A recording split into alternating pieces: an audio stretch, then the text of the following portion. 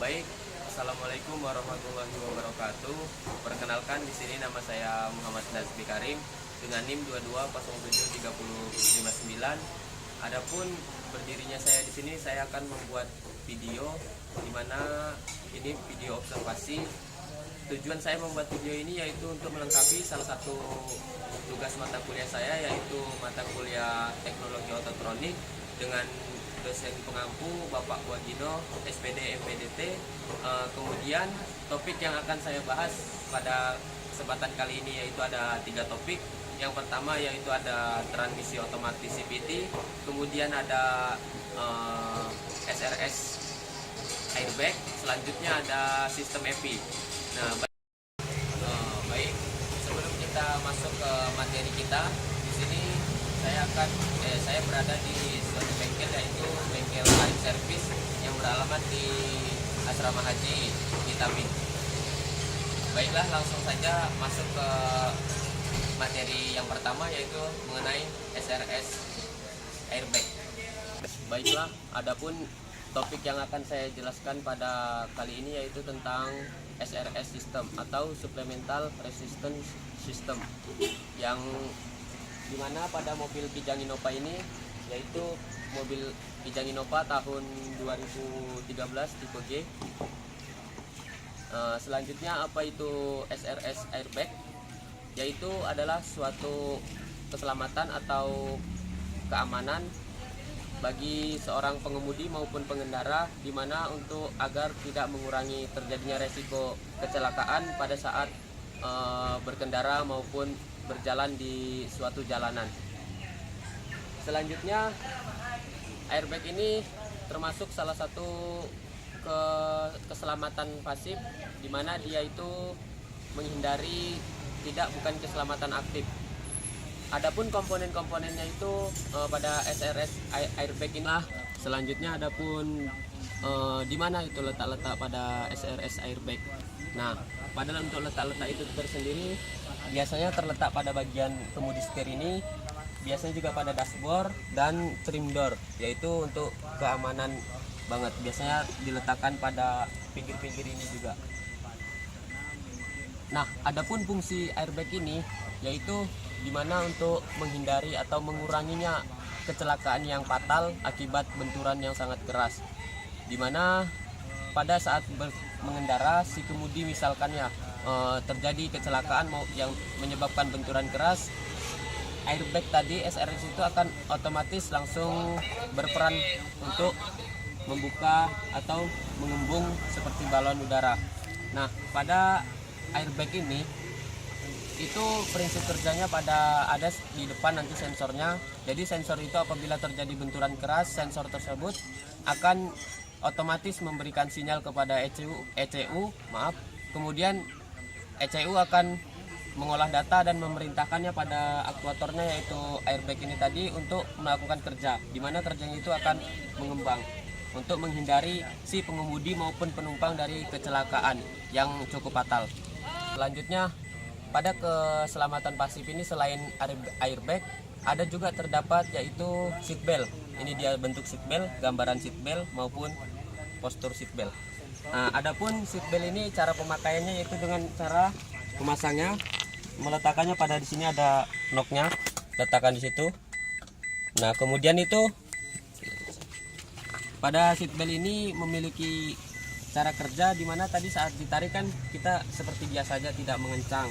Tetapi pada saat kita terjadinya kecelakaan benturan keras, otomatis seatbelt ini akan memiliki peran penting, di mana dia akan menahan atau menahan si pengemudi maupun penumpang agar tidak terjadi benturan yang tidak diinginkan yang menyebabkan terjadinya kecelakaan yang cukup fatal maupun. Adapun letaknya seatbelt yaitu pada setiap pengemudi maupun penumpang. Ini yang pertama, ada di sini ada seatbelt, kemudian di sini juga terdapat seatbelt, di sebelah sana juga pasti terdapat seatbelt. Untuk cara pemakaiannya ataupun penggunaannya itu sama saja, tinggal tarik dan letakkan pada knocknya itu di situ. Baiklah, mungkin hanya sekian penyampaian saya tentang materi dari SRS airbag, yaitu supplemental resistance system yang telah saya jelaskan. Selanjutnya di sini kita akan memasuki pada materi tentang transmisi otomatis. Di sini saya akan melanjutkan untuk menjelaskan tentang materi, yaitu dari transmisi otomatis. Dimana transmisi otomatis ini komponennya, yaitu yang komponen pentingnya atau komponen utamanya itu adalah torque converter atau pengubah torsi ataupun puntiran. Selanjutnya ada hydraulic control unit, kemudian ada planetary gear.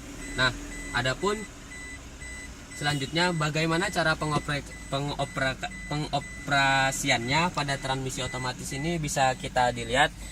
Ini adalah bentuk dari cara pengoperasian transmisi otomatis. Dimana di sini transmisinya itu tidak menggunakan lagi pedal kopling atau sudah tidak ada lagi pedal koplingnya. Di sini bisa dilihat berbeda jauh dengan transmisi manual. Pada transmisi manual bisa kita lihat biasanya terdapat di sini perbedaannya atau prosedur tata cara untuk mengubah handle pengoperasiannya. Nah, berikut ini adalah petunjuk untuk cara pengoperasiannya. Baiklah, selanjutnya di sini yaitu saya tadi akan menjelaskan bagaimana cara pengoperasiannya pada transmisi otomatis. Nah, pada handle transmisinya atau tuasnya di sini telah diposisikan kepada posisi parkir, yaitu posisi P atau parkir itu dimana mobil berada pada posisi berhenti. Nah, seperti mobil sekarang ini, mobil sedang diam, yaitu kita akan dioperasikannya ke posisi parkir. Yang selanjutnya itu R atau reservoir, yaitu posisi mundur. Untuk memundurkan suatu kendaraan pada mobil ini, pada transmisi otomatis, kita pindahkan tuas ini ke posisi R untuk melakukan mundur.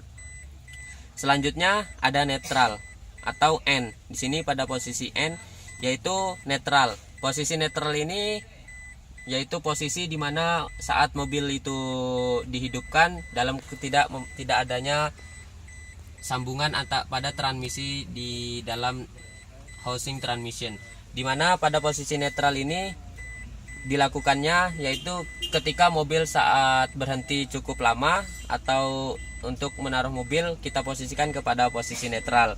Nah, selanjutnya posisi L. Di sini bisa dilihat posisi L itu kegunaannya pada posisi L biasanya itu untuk kita mobil seperti pada jalan tanjakan. Nah, kan membutuhkan beban yang cukup besar atau membutuhkan tenaga yang cukup besar. Jadi posisikan tuas ini pada posisi L. Dia bisa berjalan merayap atau berjalan cuman jalannya pelan gitu. Seperti kalau misalnya pada transmisi manual itu pada gigi 1. Nah, biasanya itu RPM-nya sekitar 20 sampai kecepatan 40, itu biasanya gigi pada untuk yang L. Selanjutnya yang ini ada yang 2 di sini maksudnya yaitu jikalau kita ingin menambahkan kecepatan setelah dari 40 ke atas hingga menuju 80, 60, 80 itu alangkah baiknya pada nomor 2 ini. Mengapa begitu? Karena dengan putaran mesin yang stabil, yang enak untuk di keadaan kondisi jalan yang pas, seperti contoh jalannya itu pada kayak kalau kita di Padang ini seperti di bypass. Nah, itu apabila kayak ada kadang cepat, kadang macet, kadang bisa pelan, kadang cepat. Nah, itu langkah baiknya kita letakkan pada di nomor 2 ini. Begitu pula dengan yang D3 ini. Maksudnya D3 ini itu untuk kecepatan yang di atas rata-rata. Seperti pada jalan tol itu enak sekali untuk menggunakan D3. Karena kenapa kita menggunakan ini? Karena kecepatan pada RPM di sini itu telah di atas 80. Nah, untuk pengoperasiannya itu tidak lagi menggunakan, saya jelaskan lagi, tidak menggunakan handle coupling, melainkan langsung saja dengan mengoperasikan pada si handle ini tadi. Nah, yang itu tadi yaitu L2 dan D3 itu bisa saja L ini sama dengan D1. Untuk pada transmisi manual itu biasanya gigi 1. Baiklah, adapun untuk keuntungan pada transmisi otomatis ini yaitu tidak lagi menggunakan pedal kopling. Selanjutnya transmisi otomatis ini enak untuk digunakan bagi orang yang ingin belajar pemula mengendarai mobil. Untuk orang yang ingin belajar, saya sarankan menggunakan transmisi otomatis. Dan kekurangannya pada transmisi otomatis ini yaitu kurangnya responsif dari pengoperasiannya. Baiklah, mungkin itu tadi penjelasan yang bisa saya sampaikan untuk transmisi otomatis pada mobil Kijang Innova tahun 2013, maaf. Adapun selanjutnya kita akan masuk ke tentang sensor-sensor pada selanjutnya. Di sini saya akan menjelaskan mengenai dari sistem EPI. Sistem EPI itu yaitu Electronic Fuel Injection. Di mana pada mobil Kijang Innova ini di sini telah menggunakan VVT-i. Masih menggunakan VVT-i. Selanjutnya saya akan menyebutkan nama-nama komponen beserta fungsi dan cara kerjanya. Baik, yang pertama di sini yang akan saya sebutkan yaitu ada ECTS, Electronic Throttle Control System.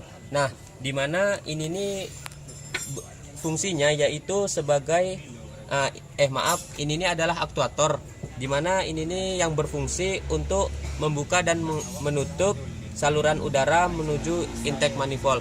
Nah, pada sistem VVT-i Kijang Innova ini berbeda dengan pada sistem yang Avanza, mobil Avanza, di mana dia pada sistem ini tidak lagi menggunakan tali gas yang dimana fungsinya itu membuka intake ini atau katup ini, tidak lagi menggunakan gas, melainkan setelah menggunakan sensor dan yang telah diproses oleh ECU. Di sini adalah sebagai aktuatornya yaitu ECTS. Selanjutnya di sebelah ECTS ini ada TPS, Throttle Position Sensor, berfungsi untuk mengukur sudut bukaan katup gas. Jadi saat pada pedal gas ditekan, katup akan terbuka, di mana TPS ini akan mengontrol atau mendeteksi berapa bukaan katup gasnya untuk mengirimkan sinyal kepada ECM tadi. Kemudian ECM akan memprosesnya dan mengeluarkannya ke aktuator si ECTS ini tadi. Selanjutnya ada oksigen sensor. Nah, pada oksigen sensor ini terletak di dalam ini, di mana fungsi dari oksigen sensor itu yaitu menentukan seberapa besar emisi yang akan dikeluarkan dari mesin menuju ke pembuangan atau knalpot. Selanjutnya ada WTS, Water Temperature Sensor. Pada WTS ini letaknya biasanya di pada belakang kendaraan atau belakang engine, diletaknya di dalam sana. Karena ini tidak terlihatan, dia terletak di bagian belakang. Fungsinya itu untuk mengukur suhu air pendingin dan untuk menjaga agar suhu air pendingin tetap sesuai, di mana tidak terlalu tinggi dan tidak terlalu rendah suhunya. Baik, selanjutnya ada pressure regulator. Nah, pada selang pressure regulator ini berfungsi untuk menjaga tekanan agar tetap stabil. Tekanan yang dimaksud adalah tekanan bahan bakar sesuai dengan kebutuhan oleh mesin berdasarkan kevakuman pada intake, saluran intake itu tadi. Ada pulsation damper atau damper. Nah, di mana ini merupakan aktuator. Ini salah satu aktuator yang memiliki fungsinya itu untuk meredam fluktuasi bahan bakar yang di dalam delivery pipe atau pipa delivery ini. Untuk injektor bekerja. Nih, ini adalah saluran untuk ke injektornya. Nah, selanjutnya ini ada injektor itu sendiri. Injektor itu tadi merupakan aktuator untuk menyemprotkannya bahan bakar atau mengkabutkan bahan bakar di ruang bakar. Di sini letak injektornya. Ada 4 injektor, bisa dilihat sampai ke 4. Selanjutnya di sini ada Camshaft Position Sensor atau CMP, di mana fungsi dari ini untuk mengetahui posisi top silinder. Jadi untuk mobil diketahuinya posisi top silinder yaitu pada VVTi itu telah menggunakan sensor, yaitu sensornya ini CMP. Jadi putaran si rocker arm itu dibacanya oleh si top silinder ini tadi, CMP. Ada aktuatornya, yaitu yang selanjutnya ada coil. Coil ini berfungsi untuk membesarkan arus untuk diberikannya ke busi atau spark untuk menghasilkan tegangan tinggi. Nih, dimana satu coil melayani satu busi. Ada 4 coil jadi melayani 4 busi. Selanjutnya di sini ada CMP. CMP di bawah sini sensornya. Nah, kan dikarenakan tidak kelihatan, dia ini soketnya. Ini soket dari CKP, yaitu Crankshaft Position Sensor, di mana berfungsi untuk mengetahui seberapa cepat laju mesin atau untuk nanti pada RPM, ada di dashboard untuk seberapa tahu cepatnya RPM. Nah, selanjutnya di sini ada MAF, yaitu Mass Airflow, di mana MAF ini berbeda dengan si mobil Avanza. Pada mobil Innova ini telah menggabungkan 2 sensor dalam satu, yaitu menggabungkan 2 sensor MAP sama IAT. Di sini berbeda dengan pada mobil Avanza, dia masih tidak digabungkan atau dipisah. Baiklah, selanjutnya kita masuk kepada ECU, Electronic Control Module. ECU ini berperan sangat penting banget, di mana ECU ini menjadi otak dari semua sensor untuk mengolah data atau memproses data, lalu si aktuator itu bekerja. Nah, pada ECU ini bisa dilihat posisi seperti ini, banyak sekali kabel-kabelnya. Di sini tadi fungsi ECU itu yaitu untuk memproses data atau mengolah data yang telah dideteksi oleh si sensor-sensor, kemudian dikirimkan ke ECU. ECU akan memerintahkan si aktuator tadi untuk bekerja. Selanjutnya di sini ada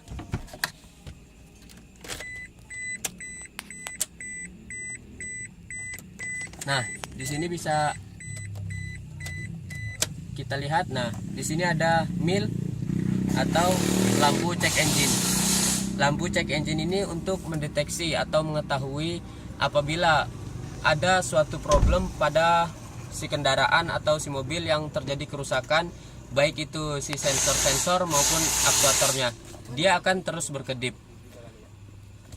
Nah, selanjutnya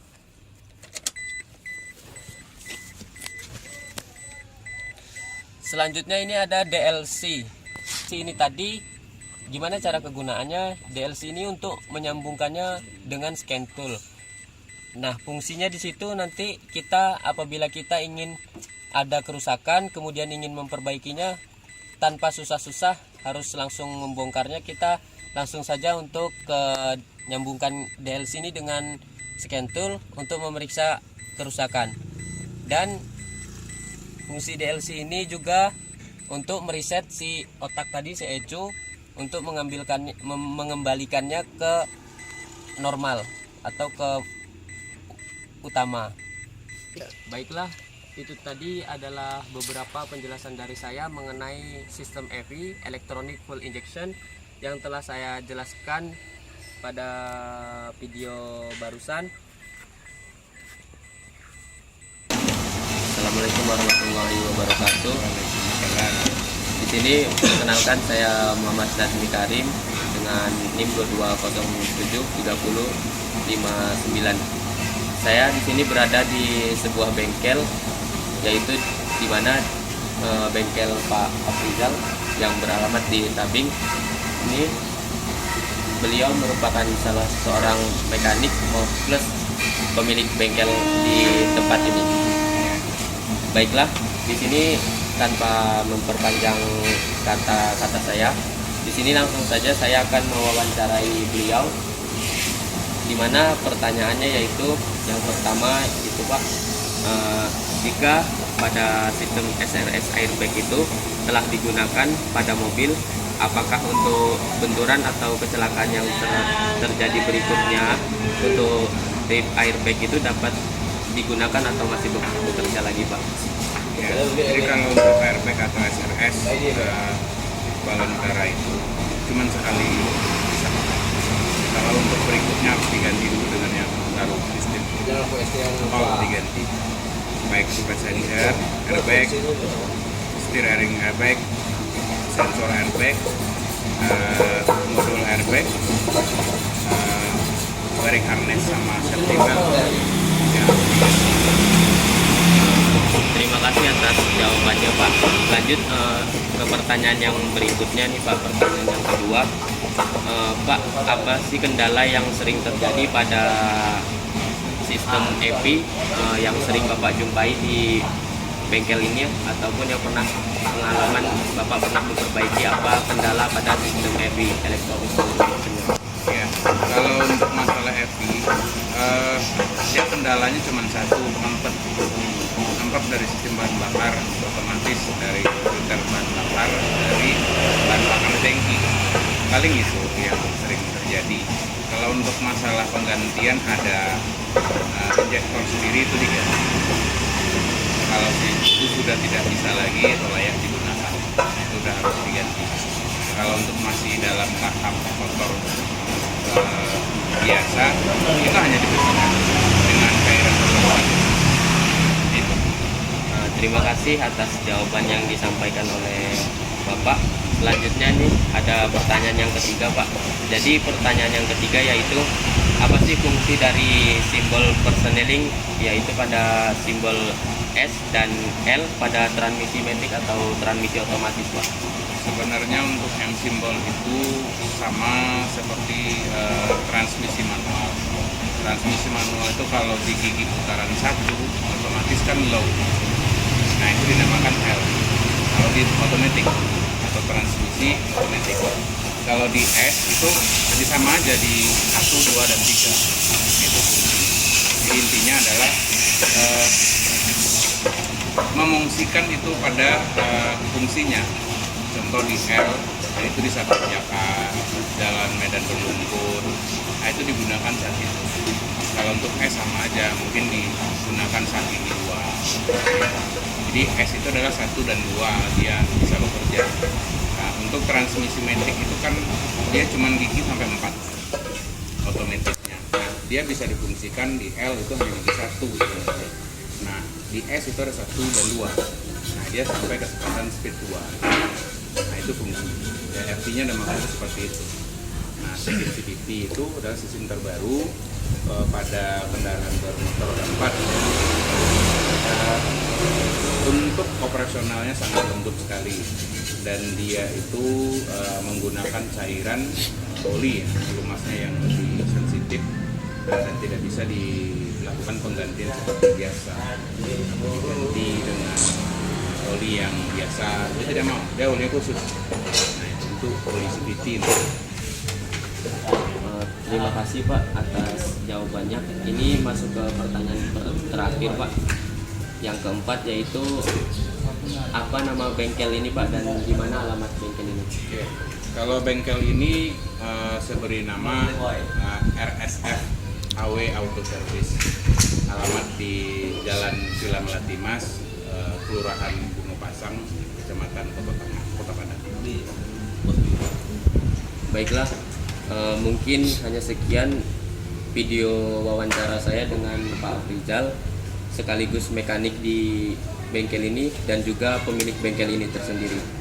Mungkin hanya sekian yang bisa saya wawancarai dengan beliau. Kurang lebihnya saya mohon maaf yang sebesar-besarnya. Saya akhiri. Assalamualaikum warahmatullahi wabarakatuh. Waalaikumsalam warahmatullahi wabarakatuh. Terima kasih Pak. Resmi ya. Baiklah, mungkin hanya sekian video observasi di bengkel servis ini yang beralamat di Asrama Haji Tabing. Adapun topik yang saya observasikan tadi yaitu mengenai tentang SRS airbag, kemudian ada EV sistem EV, kemudian selanjutnya yang terakhir itu ada transmisi otomatis.